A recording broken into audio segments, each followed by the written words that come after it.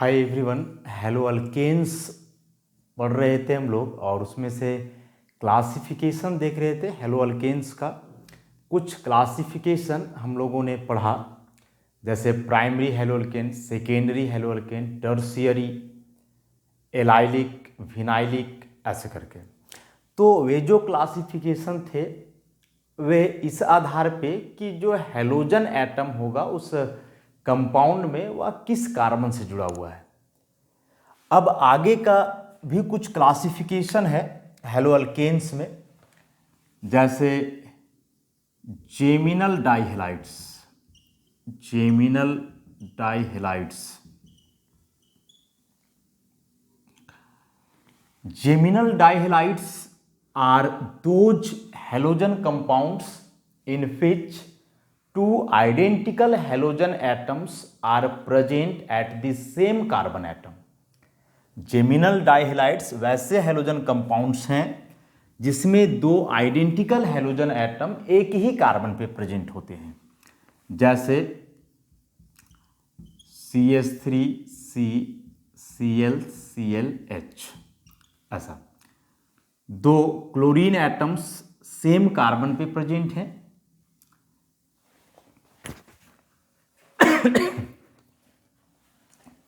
ऐसे कंपाउंड का common name हम लोग लिखेंगे इथाइलिडीन, इथाइलिडीन डाइक्लोराइड।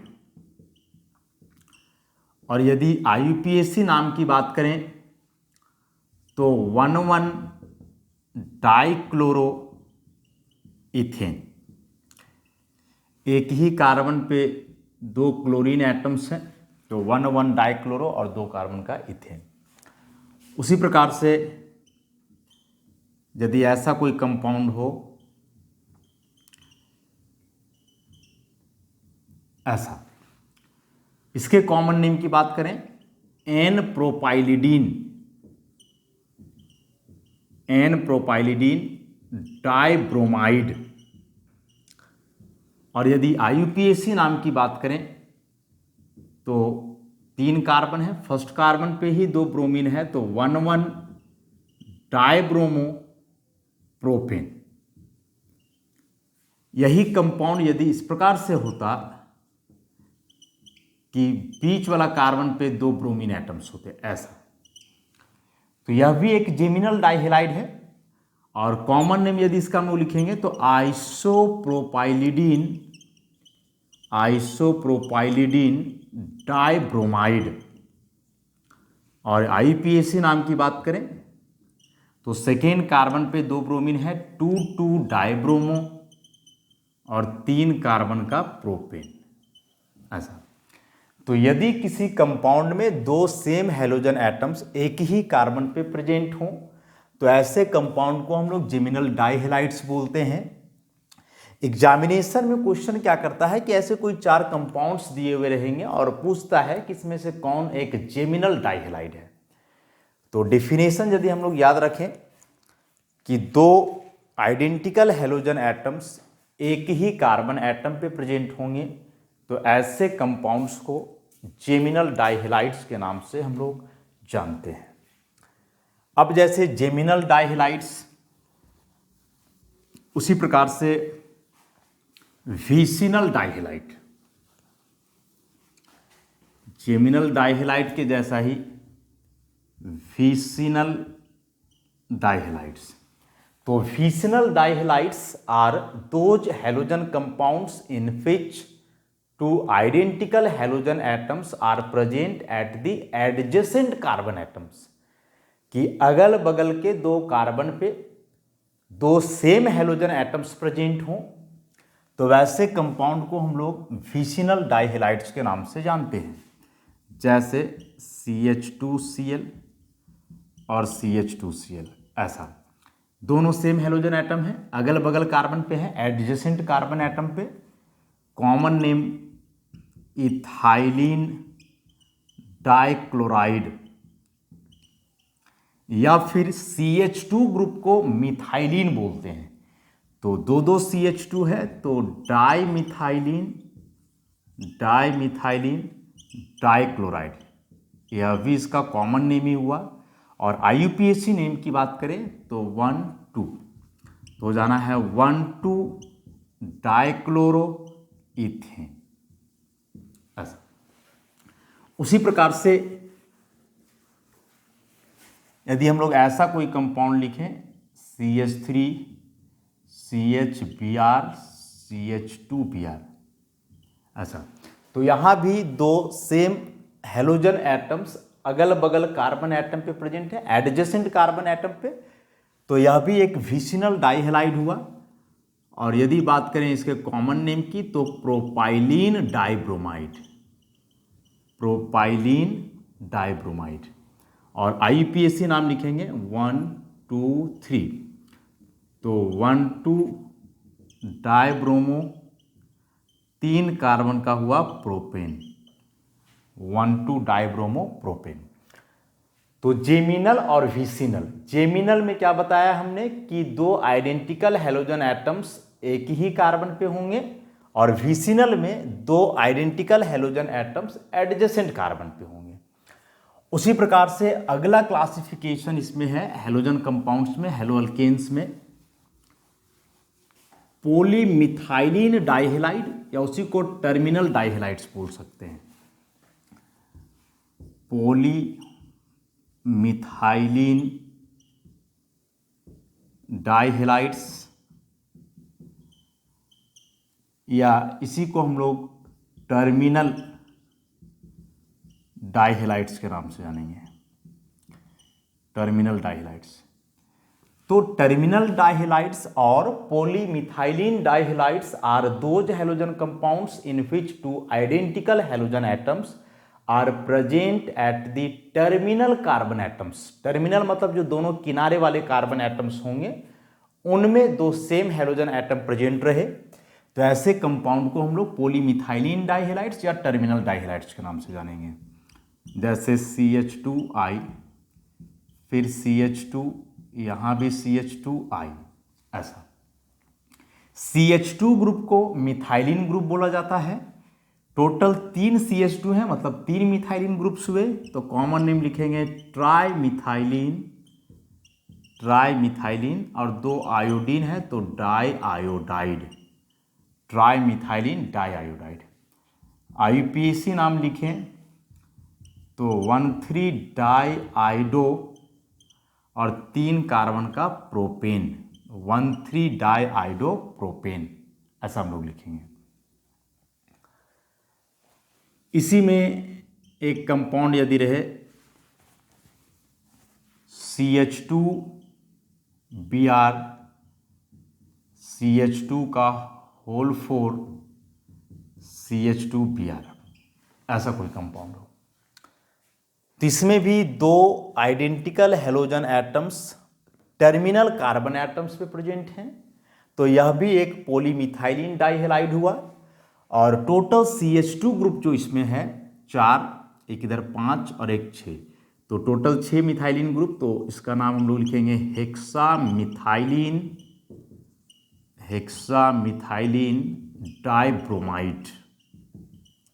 और यदि इसके IUPAC नाम की बात करें तो कार्बन नंबर 1, ये 2, 3, 4, 5, 4 कार्बन है बीच में, तो ऐसा, ये वह 6, तो 1,6 डाइब्रोमो और 6 कार्बन का हुआ हेक्सेन, 1,6 डाइब्रोमो हेक्सेन। तो इस तरह से हम लोग पॉलीमिथाइलिन डाइहेलाइड का नाम लिखते हैं, चाहे वह कॉमन नेम हो या IUPAC नेम हो। अब अगला क्लासिफिकेशन जो है इसमें एक और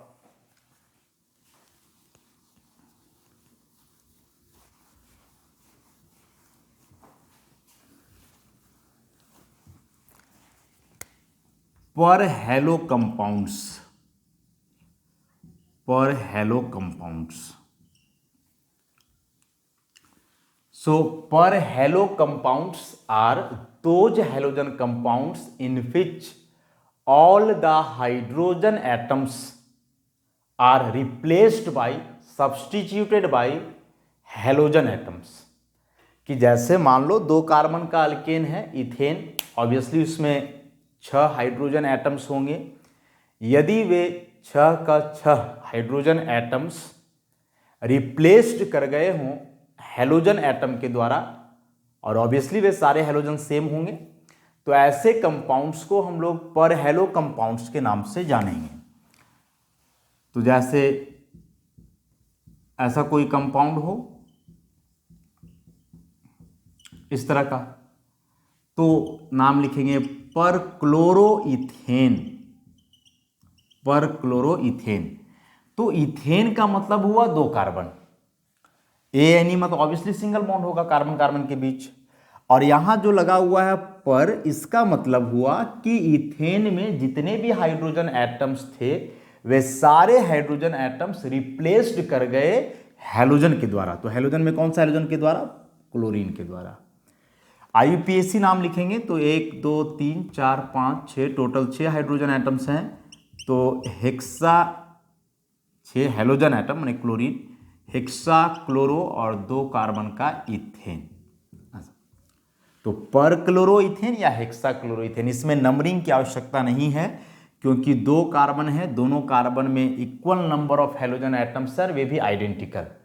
तो ऑब्वियस सी बात है कि हम हेक्सा ही लिखें, इसका मतलब कि 3 क्लोरीन एक कार्बन पे है, बाकी 3 क्लोरीन दूसरे कार्बन पे है, क्योंकि सारे हाइड्रोजन रिप्लेस कर गए हैं क्लोरीन के द्वारा। उसी प्रकार से यदि ऐसा कोई कंपाउंड हो, ऐसा दिस वन, तो यदि इसका नाम लिखे हम लोग तो हो जाएगा पर फ्लोरो प्रोपेन। प्रोपेन 3 कार्बन का अल्केन, और ये जो पर फ्लोरो लगा हुआ है इसका मतलब उस प्रोपेन में जितने भी हाइड्रोजन एटम्स थे वे सारे हाइड्रोजन एटम्स रिप्लेस कर गए हैं फ्लोरीन के द्वारा। तो पर फ्लोरो प्रोपेन, या यदि इसका नाम लिखें तो टोटल 8 फ्लोरीन एटम्स हैं, तो ऑक्टाफ्लोरो प्रोपेन, ऐसा। तो ये पर हैलो कंपाउंड्स हुए। एक लास्ट इसमें है हैलोफॉर्म कंपाउंड्स। हैलोफॉर्म कंपाउंड्स, तो हैलोफॉर्म एक स्पेशल क्लास के हैलोजन कंपाउंड होते हैं जिसमें एक कार्बन, एक हाइड्रोजन और 3 आइडेंटिकल हैलोजन एटम। इस टाइप के कंपाउंड को हम लोग हैलोफॉर्म कंपाउंड बोलते हैं, हैलोफॉर्म। और आईयूपीएसी नाम में इसको हम लोग बोलेंगे ट्राई हैलो मीथेन। अब जैसा भी, यदि 3 हैलोजन की जगह तीनों क्लोरीन हैं तो क्लोरोफॉर्म या ट्राई क्लोरोमीथेन, तीनों ब्रोमीन हैं तो ट्राई ब्रोमोमीथेन या फिर ब्रोमोफॉर्म, और उसी प्रकार से तीनों जगह आयोडीन है तो आइडोफॉर्म या फिर ट्राई आइडोमीथेन। एक्चुअली यह जो कंपाउंड है इस टाइप का CH3 जिसको हम लोग हैलोफॉर्म कंपाउंड बोल रहे हैं, तो ये सारे कंपाउंड एक कॉमन रिएक्शन से बनाए जाते हैं और उस रिएक्शन को भी हम लोग हैलोफॉर्म रिएक्शन के नाम से ही जानते हैं, जो आगे के चैप्टर्स में हम लोग पढ़ेंगे। तो ये सारे हैलोजन कंपाउंड्स के क्लासिफिकेशन थे।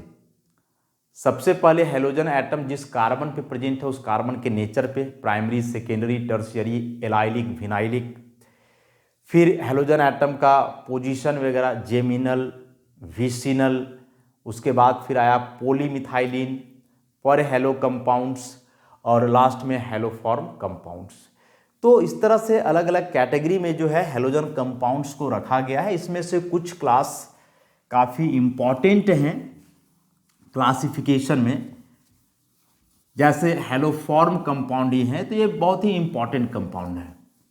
इम्पॉर्टेंट इस मामले में कि जब आगे चैप्टर्स आप पढ़ोगे तो ऐसे कंपाउंड रिएजेंट के तौर पे भी इस्तेमाल किए जाते हैं, कुछ मेडिसिनल वैल्यू के आधार पे भी इम्पॉर्टेंट हैं। जैसे हैलोफॉर्म में क्लोरोफॉर्म एक इम्पॉर्टेंट रिएजेंट है, एक इम्पॉर्टेंट ऑर्गेनिक सॉल्वेंट है। आइडोफॉर्म मेडिसिनल वैल्यू से इम्पॉर्टेंट है, एंटीसेप्टिक का काम करता है। तो ऐसे कुछ इंपॉर्टेंट कंपाउंड्स हैं। तो हेलो अल्केन्स का क्लासिफिकेशन स्ट्रक्चर देखिए हम लोग। अब बात करें हेलो अल्केन्स के आइसोमेरिज्म की। आइसोमेरिज्म पे एक अलग चैप्टर हम लोगों ने पढ़ के रखा है कि आइसोमेरिज्म वह प्रॉपर्टी होता है जिसमें एक सिंगल केमिकल कंपोजिशन वाला कंपाउंड अलग अलग स्ट्रक्चरल फॉर्म में एग्जिस्ट करता है। केमिकल कंपोजिशन सेम होगा लेकिन स्ट्रक्चरल अरेंजमेंट अलग होता है, और यदि ऐसा हो तो इस प्रॉपर्टी को हम लोग आइसोमेरिज्म बोलेंगे। और वे कंपाउंड्स जिनका स्ट्रक्चरल अरेंजमेंट अलग है लेकिन केमिकल कंपोजिशन सेम है, तो वैसे कंपाउंड्स को जो है हम लोग आइसोमर्स बोलते हैं। कई प्रकार के आइसोमेरिज्म होते हैं, तो उनमें से कौन कौन सा आइसोमेरिज्म एग्जिबिट किए जाते हैं हैलोजन कंपाउंड्स के द्वारा, मतलब हेलो अल्केन्स के द्वारा, उसको हम लोग देखते हैं। आइसोमेरिज्म में यह भी हम लोग देखे थे कि आइसोमेरिज्म जो एराइज होता है वह बॉन्ड का डायरेक्शनल नेचर के चलते हैं। तो ऑर्गेनिक कंपाउंड्स जो हैं पता है हम लोग को कि उसमें कोवलेंट बॉन्ड होता है, and covalent bond is directional in nature because या covalent bond is formed by the overlapping of atomic orbitals, and except s orbital all other orbitals like p orbitals, d orbitals are directional in nature. So if orbitals are directional in nature, it means they overlap in a specific direction to form a directional bond, means covalent bond. तो जो isomerism हेलोअल्केन्स के द्वारा exhibit किए जाते हैं उसमें से पहला आइसोमेरिज्म हुआ चेन आइसोमेरिज्म।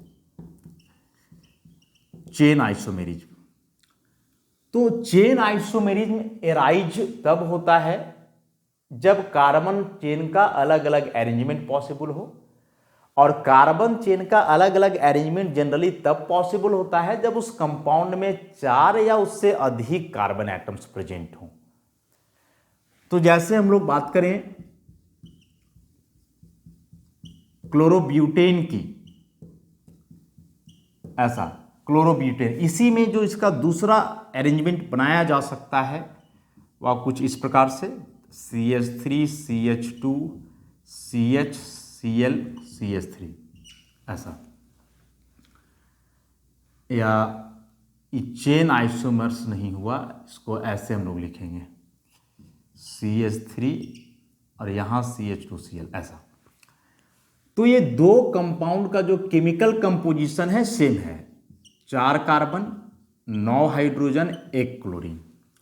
लेकिन इस कंपाउंड में हम लोग क्या देख रहे हैं कि इसमें जो कार्बन एटम्स हैं एक लीनियर चेन बना रहे हैं, और इसमें कार्बन एटम्स लीनियर चेन नहीं बना रहे हैं। 3 कार्बन लीनियरली अटैच्ड है लेकिन एक ब्रांच के रूप में है।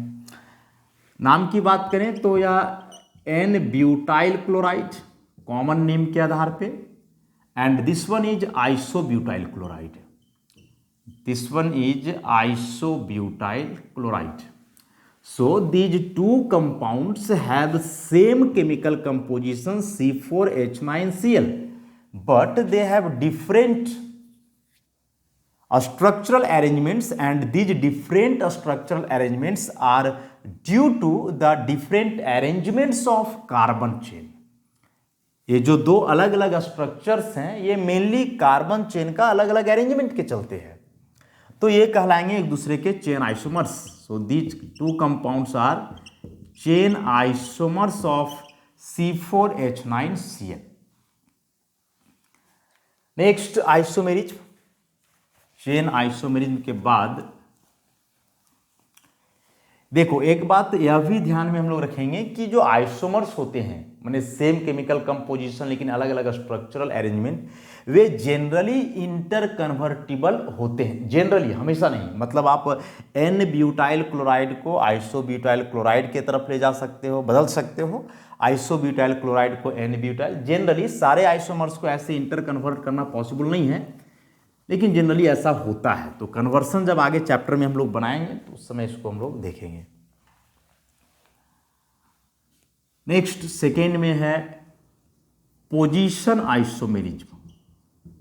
पोजीशन आइसोमेरिज्म, तो position isomerism is arises due to the different positions of functional group that is halogen atom in this case in the compound, कि कंपाउंड में फंक्शनल ग्रुप का अलग अलग पोजीशन हो। तो यहाँ फंक्शनल ग्रुप हेलोजन है, तो हेलोजन एटम का यदि अलग अलग पोजीशन हो अलग कंपाउंड्स में तो पोजीशन आइसोमेरिज्म एराइज होगा। फॉर एग्जांपल जैसे ऐसा एक कंपाउंड लिखा हमने और एक कंपाउंड ऐसा लिखा 1 2 3 4, this one is 1 bromo butane and this one is 2 bromobutane. So these two compounds are bromobutane, but they differ only in the position of this halogen atom, that is bromine atom, and this bromine atom is here functional group. So the compounds having same chemical composition but different position of functional group or differ in the position of functional group are called position isomers, and this phenomenon is called position isomerism. So these two are position isomers of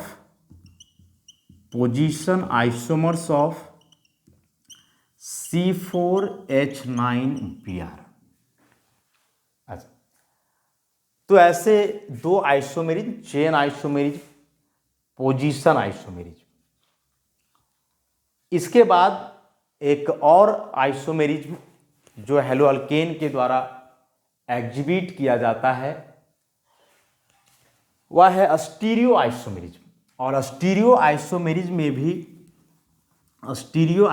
में भी यदि open chain compound है और वह एक suitably substituted compound है तो वह ऑप्टिकल आइसोमेरिज्म शो कर सकता है। कोई साइक्लिक हेलोजन कंपाउंड है तो ऑप्टिकल आइसोमेरिज्म वह भी शो कर सकता है, साथ ही साथ वह ज्योमेट्रिकल आइसोमेरिज्म भी शो कर सकता है। तो जैसे स्टीरियो आइसोमेरिज्म में या तो ऑप्टिकल आइसोमेरिज्म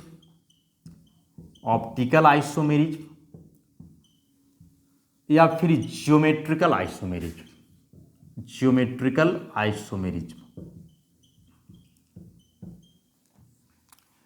ऑप्टिकल आइसोमेरिज्म की बात करें तो जैसे एक पर्टिकुलर कंपाउंड हम लोग लें, this one 2 bromobutane, and this 2 bromobutane contains a chiral carbon or asymmetric carbon. A chiral carbon is that which is attached to 4 different atoms or groups. So in 2 bromobutane this carbon is chiral because it is attached with 1 methyl group, 1 bromine atom, 1 ethyl group and 1 hydrogen atom, and these 4 atoms or groups are totally different. So if a carbon atom is attached with 4 different groups or atoms, it is called chiral or asymmetric carbon, which is assigned by this symbol. अब यदि किसी compound में एक chiral carbon है तो maximum possibility हो जाता है कि वह ऑप्टिकल आइसोमेरिज्म शो करेगा। ऑप्टिकल आइसोमेरिज्म शो करेगा कहने का मतलब हुआ कि mirror image non super imposable होगा, प्लेन पोलराइज लाइट को रोटेट करेगा, मतलब जितने भी ऑप्टिकल आइसोमेरिज्म के कंडीशंस हैं उन सबको यह फुलफिल करेगा। तो जैसे इस 2 ब्रोमोब्यूटेन का हम लोग देखें कैसे इसका बन सकता है अरेंजमेंट ऑप्टिकल आइसोमेरिज्म के आधार पे। तो जैसे इस कंपाउंड को इस प्रकार से यदि हम लोग लिखें,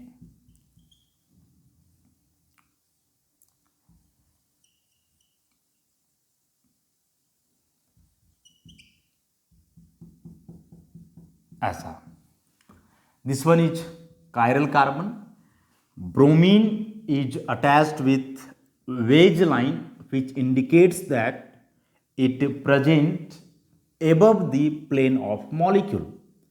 Hydrogen is attached with a dotted or hatched wedge line. This one is wedge line and this one is hatched wedge. So if a group or an atom is attached with wedge line, it represents that this atom is present above the plane of molecule.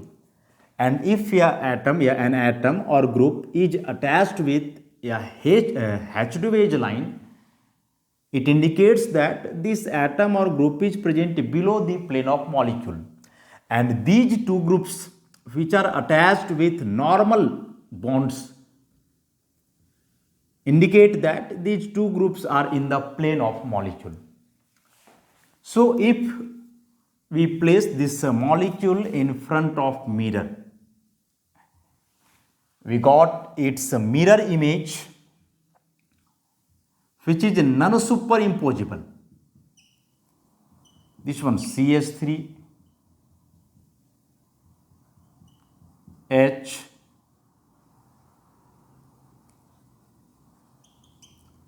Br. Again this one is chiral. If we go to the nomenclature of such type of isomer which is given as R and S, तो उसके लिए पहले priority order assign करना होगा हम लोगों को. तो प्रायोरिटी एटॉमिक नंबर के आधार पे दे तो यह हो जाएगा 1, this one is 2, this one is 3 and this one is 4. So if you go rotation about this chiral carbon through a group of higher to lower priority, then 1 to 2 to 3. Anti-clockwise rotation means S form. और यदि इसी के mirror image की configuration की बात करें इसका, तो प्रायोरिटी ऑर्डर तो अभी भी वही रहने वाला है ऐसा. तो इसमें रोटेशन देखेंगे तो क्लॉकवाइज चला जाएगा, जो इंडिकेट कर रहा है कि यह आर फॉर्म है. तो आर और एस ये दोनों जो है अपोजिट ओरिएंटेशन को बतलाते हैं. और यदि ऐसा हो तो इस प्रकार के इमेज को हम लोग बोलते हैं non superimposable mirror image. Non superimposable mirror image.